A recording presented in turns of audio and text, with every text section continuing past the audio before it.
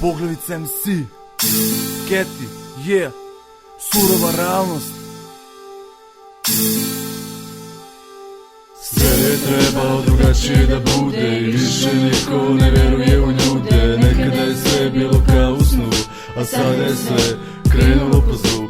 Sve je trebalo drugačije da bude i više niko ne veruje u ljude. Nekada je sve bilo kao u snu, a sada je sve krenulo po zlu.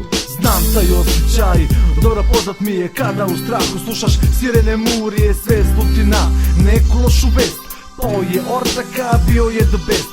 Znam taj osjećaj kada te neko juri, kada samom sebi kažeš požuri i osjećaš poglede na svom vratu. Juri te neprijatelja, sam si u ratu. Sve je trebalo drugačije da bude i više niko ne veruje u ljude. Nekada je sve bilo kao u snu, a sada je sve krenulo po zlu. Čuješ sanitet, otvaraš prozore, opet na ispiranje vode nekog usred zore. A noćne more te i dalje proganjaju, nedostaješ ortacima, u zatvoru te sanjaju. I niko se ne klanju, žele da jaki ostanu, žele da nešto u životu postanu. Ali još 3 dine imaju dok ne izađu, ko zna da li će opet u krađu. Sve je trebalo drugačije da bude i više niko ne veruje u ljude. Nekada je sve bilo kao u snu, a sada je sve krenulo po zlu.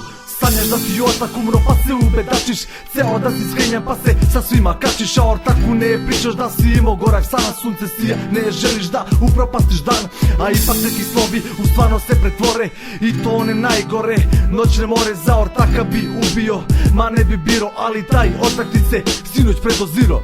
Sve je trebalo drugačije da bude i više niko ne veruje u ljude. Nekada je sve bilo kao u snu, a sada je sve krenulo po zlu.